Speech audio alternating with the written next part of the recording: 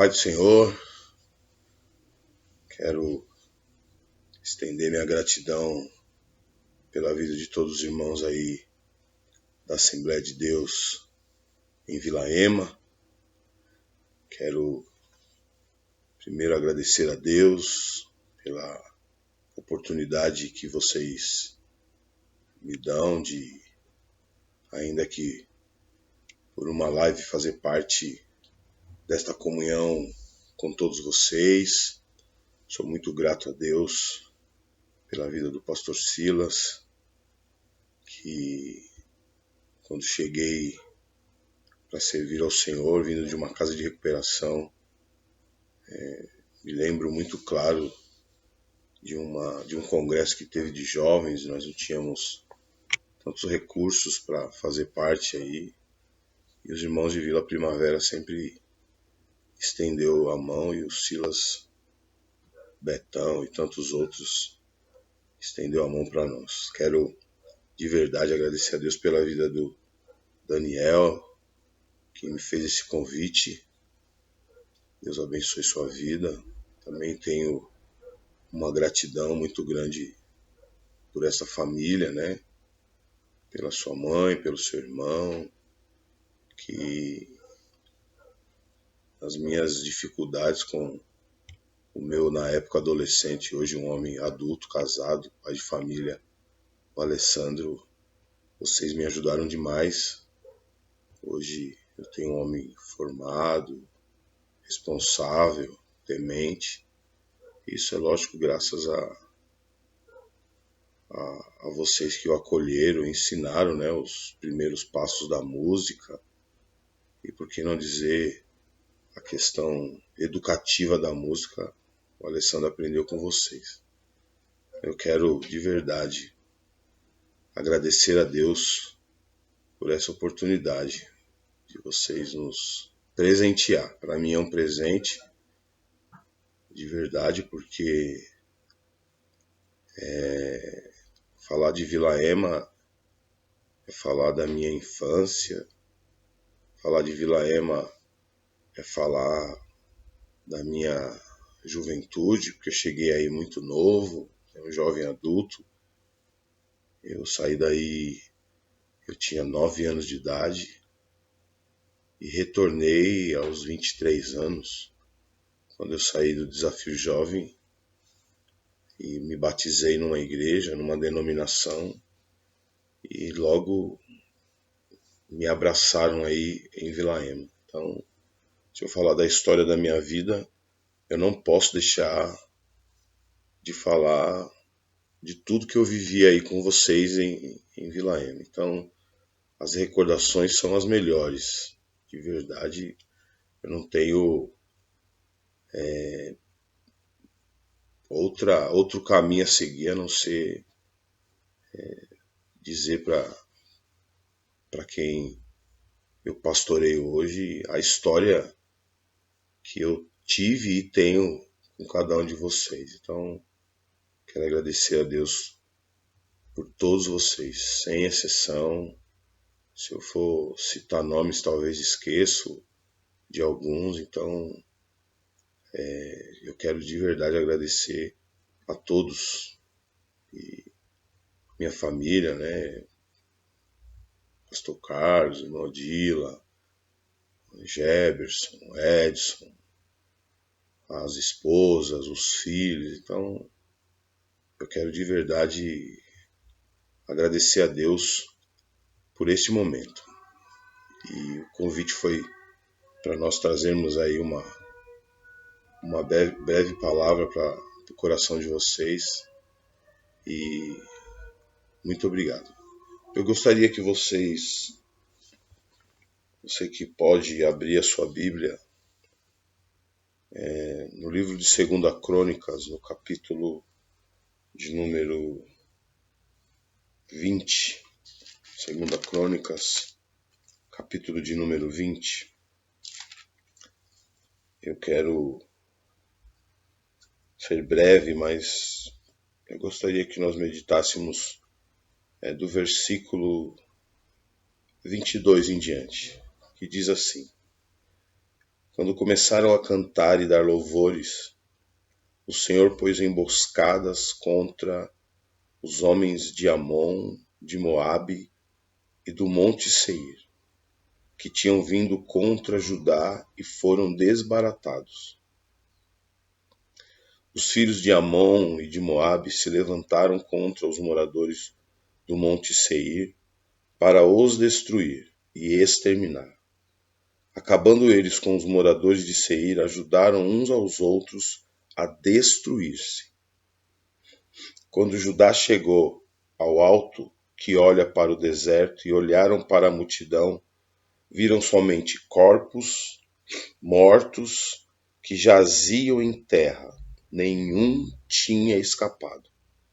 Vieram Josafá e o seu povo para saquear os despojos e acharam neles bens e cadáveres em abundância, assim como objetos preciosos. Tomaram para si tanto que não podiam levar mais.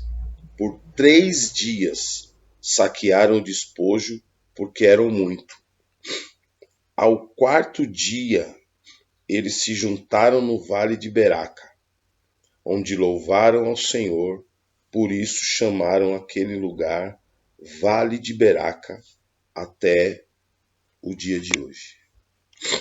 A história fala de uma aliança que Josafá fez com Acabe, e a aliança era tão séria, tão certa, de que Josafá chegou a ponto de dizer para Acabe que o povo dele era seu e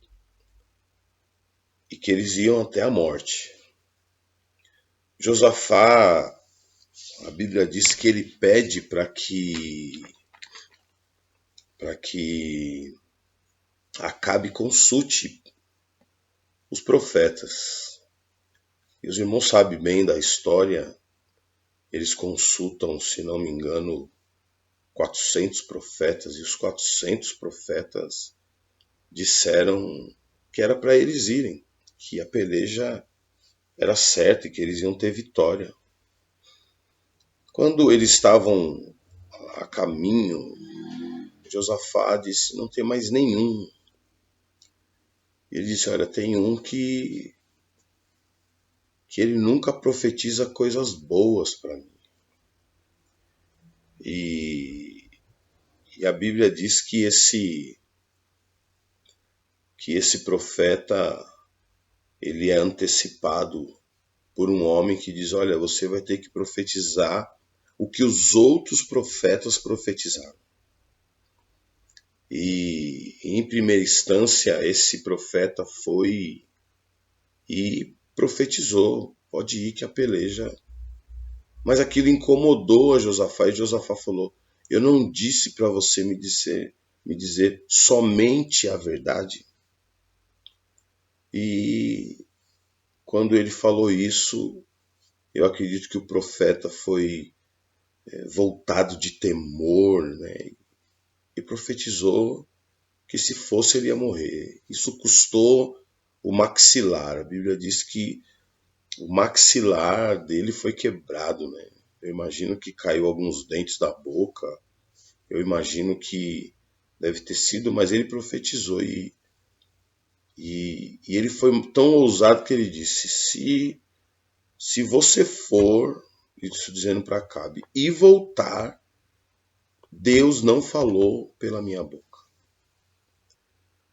A história diz que eles vão à peleja e Acabe morre, cumprindo assim o que o profeta havia dito.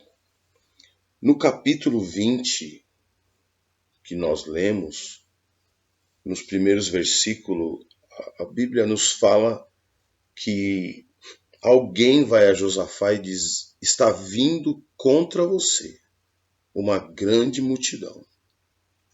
juntou-se os filhos de Amon, os filhos, alguns meunitas, os filhos de Moabe, juntou um grande exército e, e vieram contra Josafá, contra o rei Josafá. E esse, antecipando, ele vem e diz que, olha, está vindo contra você aí uma grande multidão. Em outras palavras, está vindo uma luta, está vindo uma guerra insustentável. A Bíblia diz que Josafá, a primeira atitude dele é se posicionar para orar.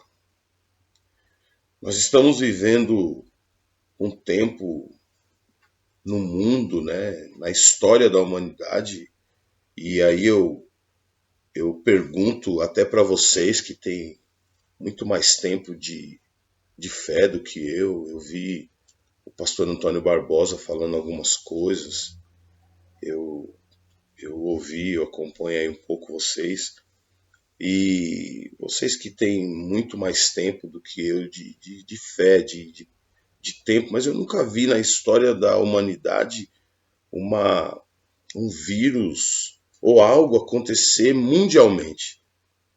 Se você puxar aí pelo Google ou pela história, você vai ver que aconteceu muitas pragas, muitas guerras, né? Houve 3 guerras, 2 guerras mundiais, houve guerra civil, houve um monte de coisa aconteceu no mundo, né? A China em especial, ele teve já 6 grandes destruição em massa, com vírus, com guerra, com bomba, com um monte de coisa. Mas na história da humanidade, eu particularmente, eu nunca soube de algo que foi tão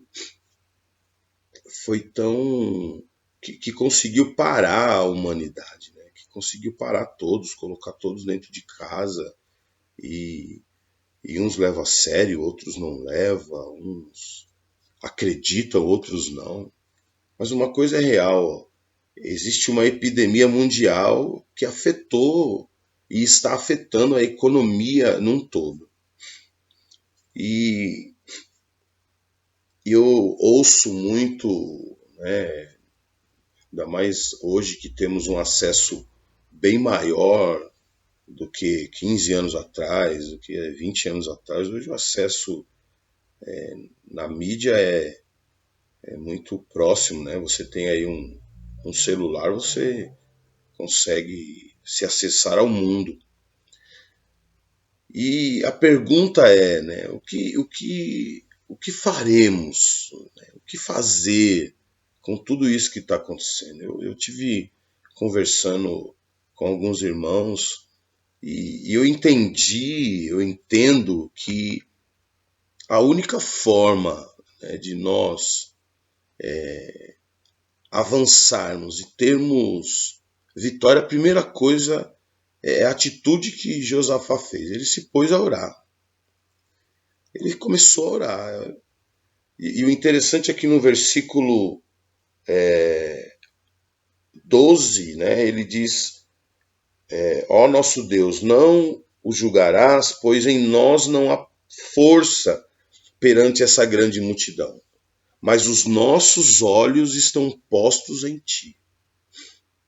O que eu quero trazer como reflexão para a vida dos meus irmãos é que atitude nós temos tomado, né? Eu falei uns dias atrás sobre o pensamento, né? O pensamento ele é criado por aquilo que você vê, por aquilo que você ouve e por aquilo que você toca. Lógico que também tem por aquilo que você, pelo paladar.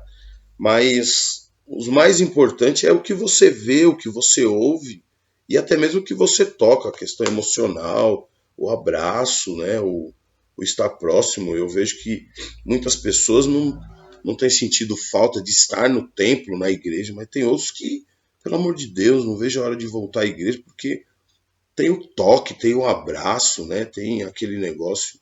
Então o pensamento ele é criado através disso. E a pergunta é, o que nós temos pensado?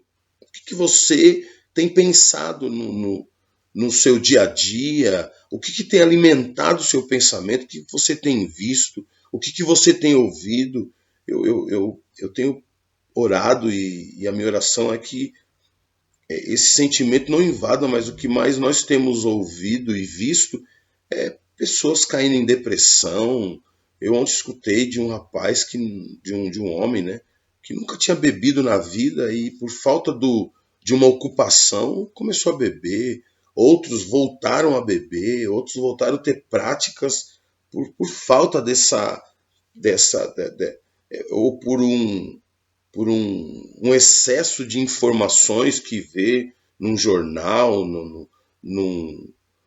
sei lá, numa informação no YouTube, algo que assiste, ou jornais das mídias, enfim. E eu pergunto para os irmãos aí, o que você tem se ocupado, né? O que você tem feito para que você passe, porque todos estamos, não adianta um correr, não adianta outro dizer que tem casa na praia, tem sítio, tem isso, não adianta, você não pode ir, você não pode gastar, hoje não tem shopping, hoje não tem Brás, hoje não tem 25 de maio, hoje não tem nada, você tem que ficar restrito a isso. E a pergunta é, o que você tem feito? O que você tem buscado para que isso melhore? A Bíblia diz que Josafá se pôs a orar, porque não tinha outra coisa. Os inimigos eram muitos, não tinha o que fazer, não tinha força. Ele disse, em nós não há força contra esta grande multidão, mas os nossos olhos estão postos em ti. Eu vejo às vezes uma divisão até mesmo no meio do povo, né? Esses pastor de mídias, essa massa de mídia, é um que fala uma coisa, é outro que fala outra. E quando eu trouxe essa reflexão para a minha igreja, eu falei assim, irmãos, o que nós precisamos é que levante os profetas e que nos dê direção. Os profetas que nos dê direção. Agora a igreja está precisando de profetas que dê direção, que dê um rumo. A Bíblia diz que ele, orando, o Espírito do Senhor veio no meio do povo sobre Jaziel, e Jaziel toma um posicionamento, porque, irmão, desculpa, mas é muito fácil pregar quando está tudo bem. Quando o congresso deu certo, quando a festividade deu certo, é muito fácil. Quando está tudo sob controle, agora pregar no meio de uma epidemia, tem que ter coragem. Ser o profeta, a boca de Deus, para dar uma direção para o povo de Deus, para entender, é aí que levanta os homens e as mulheres de verdade, os profetas e as profetisas de verdade. O texto diz que ele é levantado lá, o filho de Zacarias, e disse, dai ouvidos todos de Judá, e vós moradores de Jerusalém, e tu, ó rei Josafá. Então você percebe que ele divide em três. Primeiro ele foi em Judá, ele disse para os moradores de Jerusalém, e disse para o rei, dai ouvidos, presta atenção, porque a gente quer fazer as coisas do nosso jeito, da nossa forma, como nós queremos. E ele, no meio de uma peleja, ele diz, espera aí um pouquinho, espera um pouco, não é do jeito que você se programou. Ele fala no versículo no versículo 15, né? Ele diz assim, assim vos diz o Senhor, não temais, nem vos assusteis por causa dessa grande, porque a peleja não é vossa, senão de Deus. Vamos ser sinceros, que controle você que está aí me ouvindo, tem sobre tudo isso que está acontecendo? Que controle você tem? Você consegue ir lá abrir a porta da sua empresa, ou talvez do comércio? Você não consegue. Você pode ter aí o recurso do governo, você pode ter dinheiro guardado, você não consegue, você não tem como. É um vírus que está no ar e nós estamos nos precavendo, estamos aí com álcool em gel na mão, lavando mão, e tira a roupa, e não sai para rua, e faz isso e faz aquilo. Mas olha o que o texto está dizendo. Não tinha o que fazer. E aí levanta um profeta para acalmar o coração de todos, mas ele pediu para que todos dessem ouvido. Ele disse, todos de Judá, os moradores de Jerusalém e o rei. Então eu pego esse gancho e entendo que nós, como igreja, temos que nos posicionar com família, com comunidade e com liderança. Com a nossa família, com a nossa comunidade, aonde você mora, onde você está inserido, seja num condomínio, seja numa rua, seja numa vila, seja numa comunidade, né, que não pode mais falar favela, porque ofende, mas independente do que... aonde você está, é você a boca de Deus. Calma, Deus está no controle. Uma coisa eu digo para todos que me ouvem. Irmão, Deus não perdeu o controle, não. Deus não perdeu. E mais do que isso, ele disse, e você, rei Josafá. Porque agora percebemos que, pelo menos na nossa nação, no nosso estado, tem algo político rondando aí, tem algumas coisas políticas, e aí tá dividindo opiniões, e os crentes tá tudo, vamos lá, já que é para falar mal, vamos falar mal, é para falar não sei o que, vamos fazer. E você percebe que, irmãos, nós somos boca de Deus. Nós, a igreja é boca de Deus. Então, ele deu destino, o profeta deu destino. Que o Senhor continue usando vocês aí de Vila Ema para nos dar destino, para dar destino. Nós não vamos parar. Isso não vai nos brecar, nós vamos continuar. Porque a Bíblia diz que a peleja não é nossa, mas é de Deus. Tudo isso que está acontecendo, talvez fugiu do meu controle, fugiu do controle de um, de outro, mas de Deus não fugiu. Deus está no controle. Eu preciso liberar esta palavra para quem me ouve e quem me assiste. Deus está no controle. Então eu digo para você, a peleja não é sua, mas ela é de Deus. Eu encerro, não tenho tanto a falar, mas a Bíblia diz que Josafá prostrou-se com o rosto em terra, e todo Judá, e todos os moradores de Jerusalém lançaram-se perante o Senhor e o adoraram. E o adoraram. Ei, esse tanto tempo que você tem de fé, de vida cristã, eu te pergunto uma coisa que... Eu te pergunto uma coisa. Será que não é o tempo de nós de verdade nos prostrarmos e adorar? A vitória não vem pela força do braço, porque Deus disse, a peleja não é sua. A vitória não vem pelo intelecto. A vitória não vem também com o tempo de carteirinha credencial que nós temos. Não. A vitória vem pela obediência. E eu entendo que nesse tempo de epidemia, nós temos que fazer como o rei Josafá fez. Ele adorou.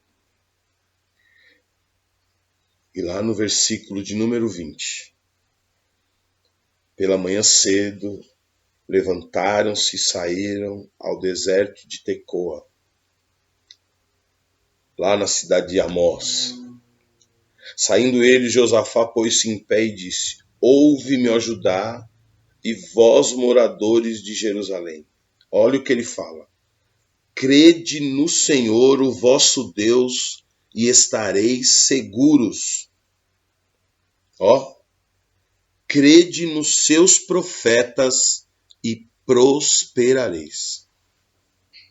Crede em Deus e você estará seguro. Praga alguma chegará à tua tenda. Crede nos seus profetas e você vai prosperar. Qual é a lição que nós aprendemos disso? Qual é a lição que entendemos dentro desse contexto? É crer em Deus. Eu tenho dito para algumas pessoas que esse tempo de epidemia, Deus está mostrando quem é e quem não é. Eu me lembro que aí em Vila Ema, 95, 96, chegou uma leva de jovem, eu fazia parte dessa leva. E eu me lembro que nós, com a direção do Luciano, o pastor Luciano hoje, nós começamos a orar na igreja, aí, na congregação de Vila Ema, e por uma direção de Deus, nós tínhamos momentos de oração, momentos de... E isso foi se estendendo até que chegamos à sede no Ipiranga, na vigília do Ipiranga. E eu me lembro que houve épocas que nós chegávamos lá em 60 jovens. Chegamos num... Eu me lembro que um dia um irmão disse para nós assim, disse no meio, nós tudo, aquele fogo, nós tínhamos sido batizados com o Espírito Santo, muito jovem vindo da droga, se envolvendo com a gente, o negócio estava pegando fogo. Eu lembro que nós não tínhamos às vezes dinheiro para ir, né, lá pro Ipiranga, não tinha dinheiro, era tudo jovem que veio do crack, da cocaína, da vida, enfim, era muita coisa. E eu lembro que um homem levantou e disse, tudo que vocês estão vivendo é fogo de palha, uma hora isso vai acabar. E eu me lembro que o Wilson, né, que ele é músico lá na sede, ele tomou as nossas dores, nós ficamos com medo daquilo. Ele tomou as nossas dores e disse, ei, isso não é fogo de palha. Deus está levantando uma geração que vai fazer a diferença nessa terra. E esses dias, sentou eu e mais alguns irmãos para lembrar dessa época, dessa geração. E graças a Deus, a grande maioria, eu posso dizer, 80% desses estão todos firmes, cada um aí na sua realidade, no seu bairro, na sua igreja. Outros nem vivem mais aqui. Temos o Ailton, filho do Obidias, que mora lá na Suíça, em Genebra, lá para aqueles lados lá. E tantos outros que nós tivemos a oportunidade de ver. Encontramos o menino Douglas lá na Alemanha, mora lá em Dortmund, lá para aquela cidade. E, em resumo, meus irmãos, nós lembramos também que um dia num congresso nosso, um pastor veio e disse, Deus vai sustentar todos vocês, mas aprendem uma coisa, aprendem a lidar com as adversidades. Acabo dizendo, quando começaram a cantar e dar louvores, o Senhor pôs emboscada contra os homens. O que aconteceu? Era um tempo de guerra, eles estavam lá no vale de Beraca, quer dizer, tudo era adverso, tudo era contrário. Vale, que representa lugar baixo, dificuldade, guerra, que representa dor e perda. Então, o cenário e o tempo estava totalmente adverso. Mas Deus estava com eles. Deus é contigo. Deus é contigo. Eu quero profetizar para você, mulher, mãe, você amigo, você filho, você pai. Eu quero profetizar isso. Deus é contigo. O Senhor está contigo. Eu quero agradecer a Deus pela tua vida, agradecer a Deus por este momento, que o Senhor assim te guarde, que o Senhor guarde os irmãos de Vila Rema, que Deus abençoe o pastor Silas, sua família, que Deus guarde a cada um de vocês. Eu quero de verdade, mais uma vez, agradecer a Deus por esta rica e maravilhosa oportunidade. Que Deus abençoe a todos vocês, em nome de Jesus. Amém.